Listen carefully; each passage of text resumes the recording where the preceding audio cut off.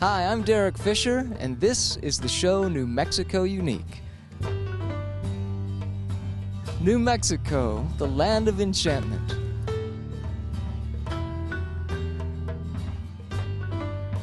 Come along with me and I'll introduce you to the people. Like pump your fist and it goes, burn it, burn it. The places and the things that make New Mexico unique. Hello, we're standing here in front of the St. James Hotel in Cimarron, New Mexico, actually standing on the old Santa Fe Trail. The St. James Hotel was a major stopping point on the Santa Fe Trail, and as such it hosted some of the most legendary characters of the Old West. Buffalo Bill Cody stayed here, Annie Oakley, Wyatt Earp, Doc Holliday. And we're going to be talking to Judy Kahlor a little bit later about the history of the hotel and the people that stayed here, the normal people that stayed here. And then we're going to be talking to her about the paranormal people who stayed here and never left. But before we get to Judy, let's take a look inside. We'll just kind of walk around the hotel and see what it looks like in there.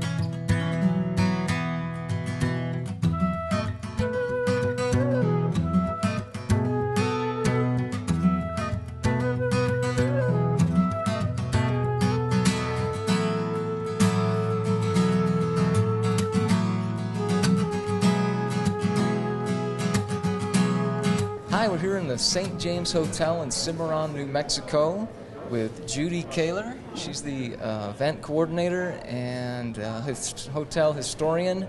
She's going to be telling us about not only the history of the St. James Hotel, but some of the ghost stories as well.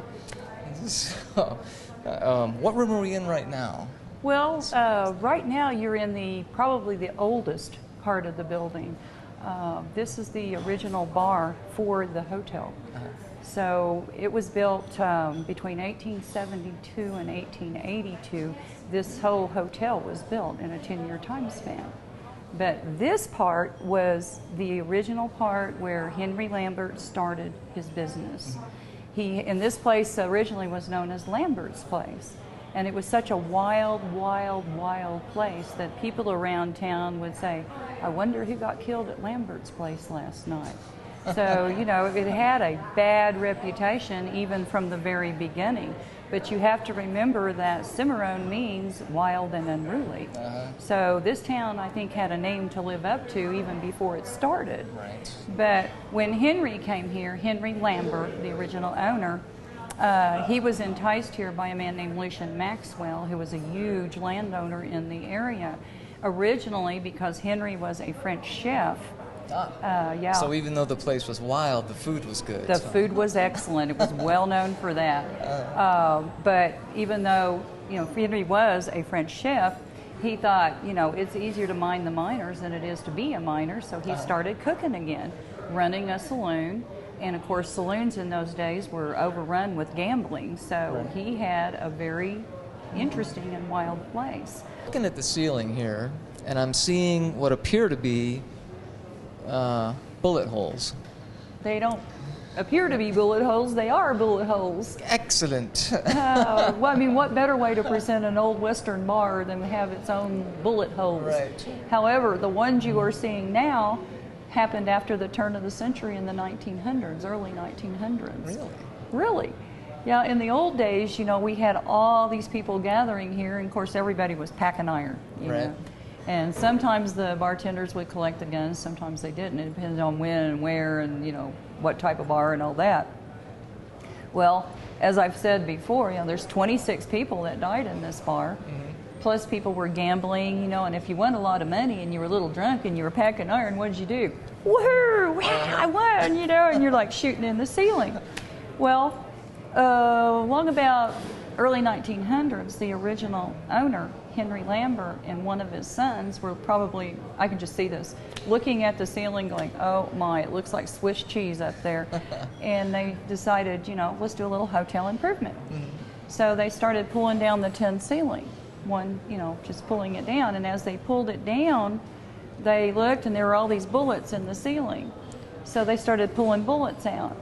And as the story goes, there was over 400 bullets that they managed to pull out of the ceiling from happy cowboy shots. Wow. Now, one of the questions we get is, if that happened, what happened to the guests upstairs? I was just going to ask that very thing. Would you want to be a guest upstairs? Not over the bar. Oh, no. come on. It would have been one of the last rooms rented for starters, you know, because he did take his guest safety into consideration. Right.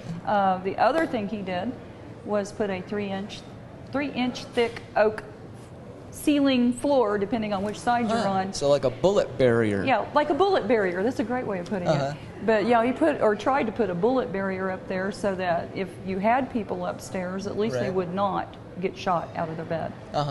Judy is now going to tell us the story of the killing of Pancho Griego. Pancho Griego did die in this bar. This very bar. This very bar. We had 26 people that were shot for some reason in this bar. And this was between 1872 and 1885 that most of the majority of the killings in this bar occurred. Now, one of the more interesting characters that frequented this bar was a man named Clay Allison. A lot of people knew him as the gentleman gunfighter. He was the Wolf of the Wichitas. He was a rancher.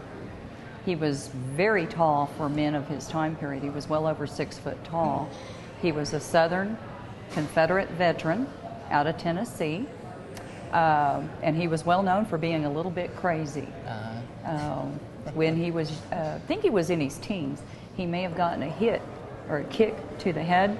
And when he did that, it caused like an anger management problem in today's terms. But a lot of people drank back then, and his anger or whatever that kick caused, when he drank, it caused his behavior to get kind of out of control. Yeah, I've known a few people like that myself. But you know, on the upside, he was a rancher. Right. He was a gentleman. The ladies loved him. He loved to dance. He was a favorite at parties that people attended, you know. Fandango was his favorite dance. Very fast draw. But if you were in trouble or had a problem, say with the law or some of the many things that was happening in the 1870s here in Colfax County, you kind of went and dropped a hint to Clay. Cruz Vega was the nephew of a man named Pancho Griego. Yeah. Now, you have to remember, Pancho Griego was a faro dealer in this bar. He dealt faro, you know, he gambled. But he was also supposedly an enforcer for the Santa Fe ring. And he was very angry over his nephew being hung, especially with Clay Allison as the leader that did it. So he went around town making threats. I'm going to get you, Clay Allison. You're a dead man if you come in here. You know, he was making some major threats. Well, Clay, who has never backed down in his, he's never backed down in his life from a fight, right? So he comes into town. It had been just outside this bar and down that way, just a little bit. And they supposedly met up outside the bar. They had words outside the building. Once they came in here, they would have come over here and towards the end of the bar this way. Right. And they actually bought each other a drink. Well, they're still looking and sizing each other up. And the story goes, as they left the bar, went through that door, went into what was then the dining room in the old hotel. They ate them a last meal. Yeah. And then they came back in here, went back to this end of the bar once again, and had a second drink with each other. Well, now, Pancho Griego, he had the big sombrero on and everything, and they're standing up there all bellied up to the bar with their foot on the rail and all that, and they've got their glasses. Right. Well, he kind of drops his hand. He takes his hat off to cover what his hands are doing. Right. And when he did that, Clay Allison, he'd been in too many fights by this time. He had it down pat. And before he could clear leather with his gun, Clay popped him 3 times. Bing, bing, bing, right there. He landed somewhere right there on the floor.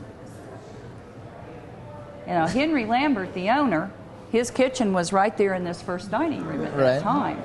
The next morning, because he decided he'd clean up the next morning, he comes into the saloon and looks around, and guess what he finds? A dead body right there on the floor. Formerly Pancho Griego. Pancho Griego. Yeah. Wow. Well, that's a story. So now we've left the bar where 26 people have been killed, and where are we heading now? We are heading into the most historic part of the building as far as the hotel side goes. This side is notorious for its ghosts and the many things that people have seen here. So, but the most haunted part of this side of the hotel is upstairs. So why don't we go upstairs and see some rooms that might have a little more interesting stories to tell. Where are we heading right now, then? Well, we're in the upstairs hallway heading towards Mary's room. Okay. Mary Lambert is one of 7 ghosts that actually reside in this hotel. And Mary Lambert was? The second wife of the original owner, Henry Lambert.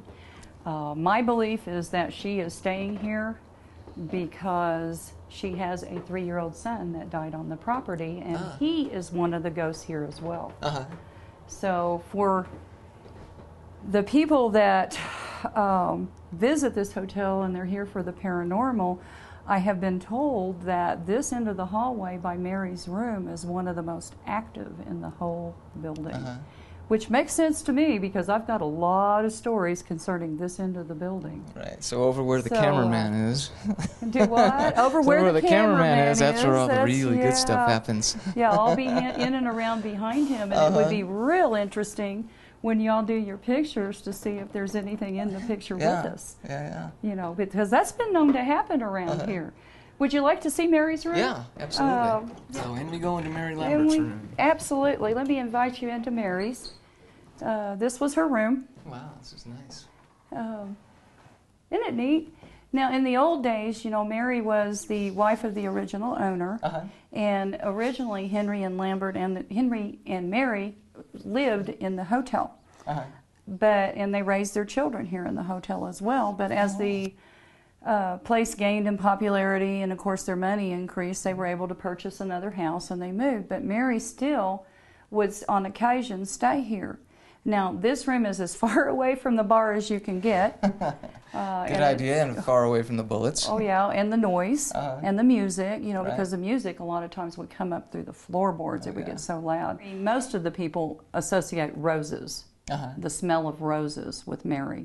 Did she have a garden, or did she wear the... She had a garden. There's a picture in the room over that way that is a picture of Mary in a rose garden. Oh, wow. She loved the scent of roses, and that's one of the ways that we identify when she's around. Just the other day, I was giving a tour. Had several people on the tour, and one lady kept, "Don't you smell the roses?"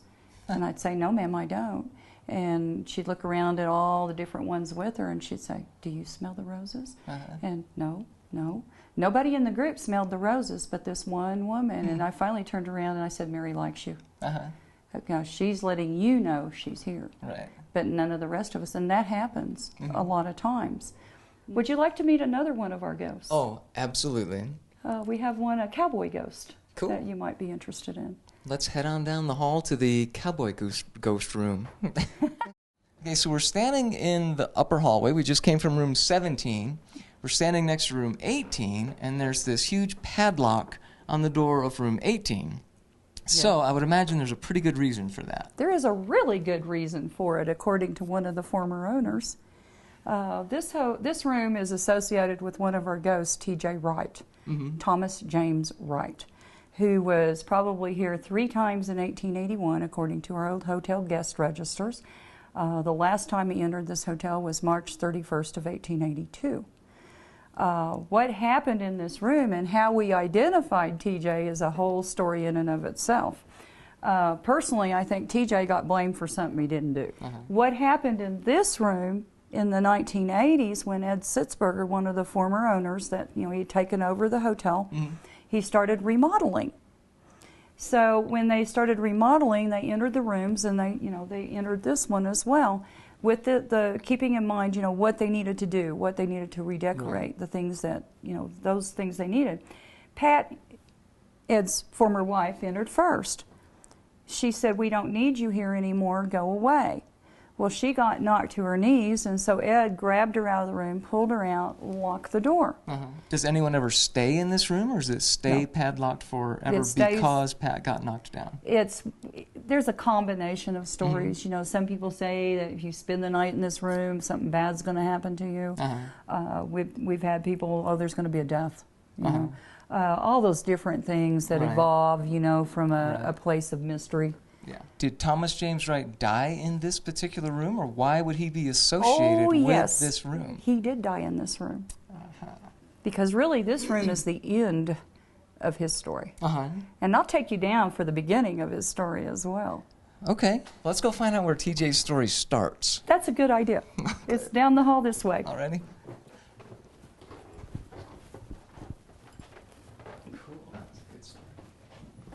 It really happened.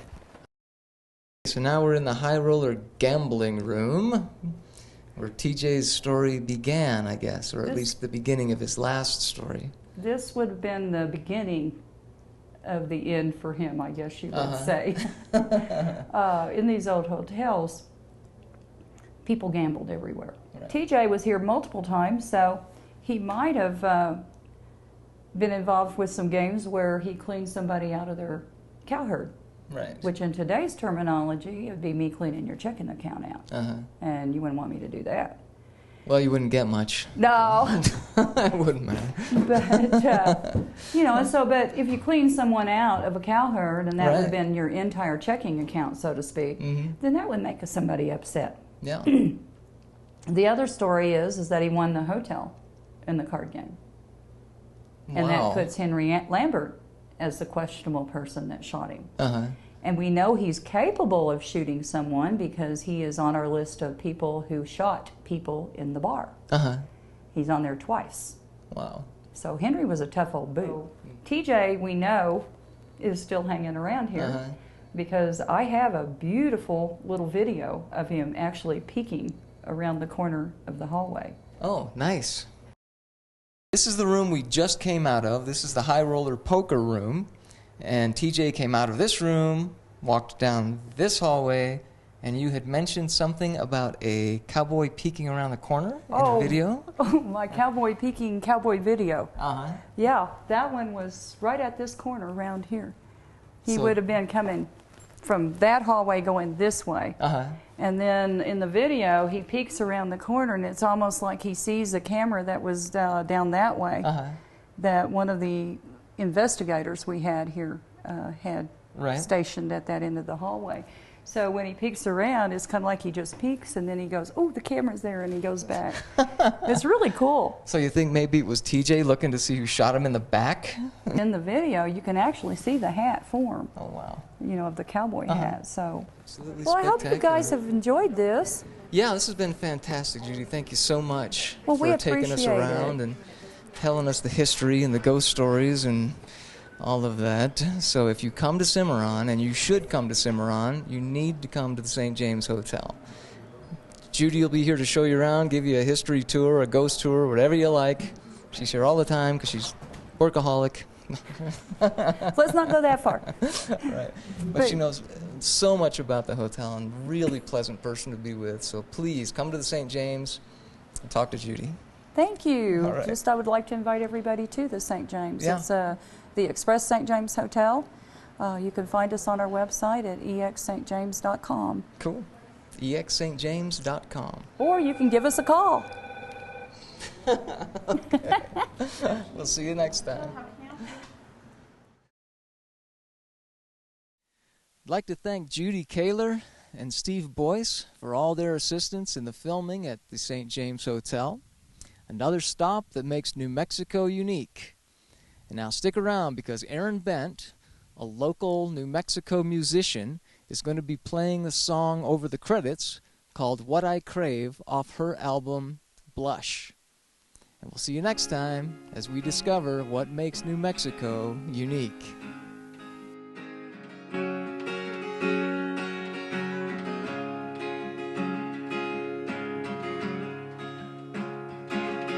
Ever since I was a little was music and song. I'd sing